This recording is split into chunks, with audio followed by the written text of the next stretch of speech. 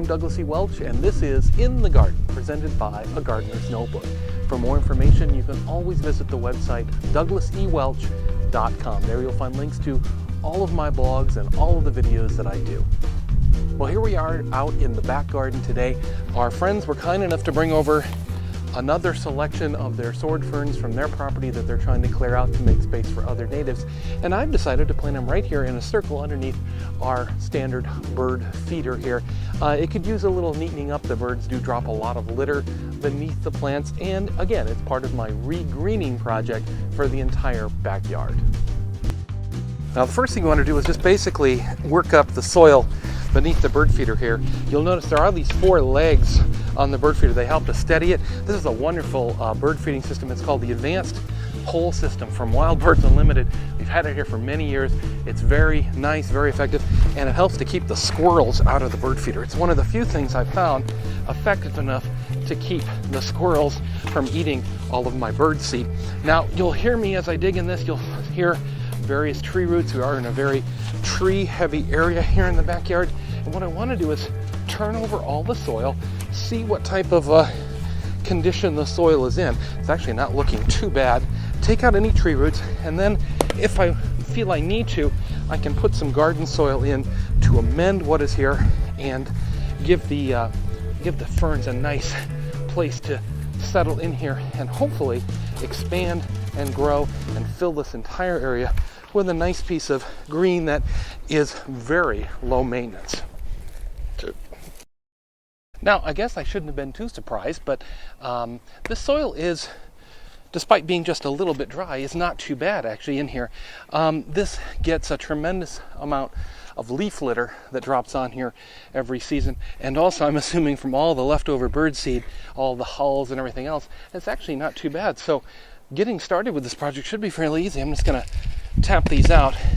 These were just used the original garden soil from my neighbors, and so they're probably, well, actually here, this is actually interesting. You can see the nodules on the fern roots here, and the soil really didn't stick with them very much. Again, these were pulled right out of their garden. So in this case, it's going to be very easy. We're just going to take this. Again, we're going to look for the same height that the ferns are planted in the original soil, and that'll give them a good start. Probably going to do a few close in and then a few further out, and then we'll be done. We'll water it all in at the end of the process here. Again, here's another small one. We'll go in a little closer with him here again to the, again, I'm avoiding these support struts for the bird feeder there. Let's see here if I get him in there. Bang, bang, bang. Oops, I busted one of the leaves off there, but there's a new leaf down inside here, so maybe he'll be okay and just start up from there. There's always a bit of fiddling with plants like this. Sometimes you're going to break off a stem here and there. In this case, I think we'll be fine. He's still growing pretty nicely there, but you may lose a few. There's always a certain percentage of your transplants, of your propagations that aren't going to take, and that's just a normal part of being the gardener. You shouldn't feel bad about such things. Obviously, you take as much care as you can, but there's only so much you can do when you're planting stuff in your garden, and then it's sort of up to the plants. You've heard me talk in the past about the fact that I garden by benign neglect. If things don't survive in my garden on their own, they probably don't belong here. And that's just a simple fact for most of us today. Unless we're seriously dedicated to gardening, it's something we're doing every day for many hours a day. You know, that's just the state of affairs. We don't always get a chance to get out in the garden at the right time or the right season or anything, so we do the best we can, and you know what? There is absolutely nothing wrong with that. Getting out in the garden is simply a great way to get outdoors, to have some fun, and to enjoy your little piece of the world as much as you can.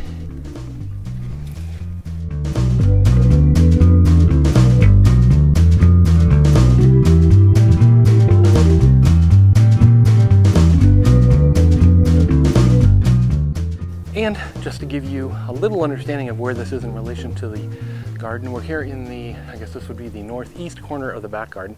There you see the new sword ferns I just put in. There is the Schefflera that I planted a few weeks ago over there. In the background there, in the bright sunshine, you might be able to see my gardening potting bench with the rosemary cuttings and such. And if we spin around, you can see the compost bins. And then finally, if I rotate all the way around here, you can sort of see behind the swing there, right there, that's the Aurelia I planted at the same time I planted this Schefflera bush. We're keeping an eye on everything very closely here in the back garden. We're keeping it watered. You saw me put my stones back around my bird feeder just to stabilize it a little bit. Doesn't really need them, but I found that it's, I don't know, it seems like a good idea to have them there to keep the wind from knocking over the bird feeder should it get too strong, which it has in the last couple of days. So we'll keep an eye on everything here, keep everything watered as we head into the warmer season of the year, and hopefully we'll get a nice green crown of sword ferns around the base of our bird feeder. So that's it for this episode of In the Garden from A Gardener's Notebook. I hope you've enjoyed it.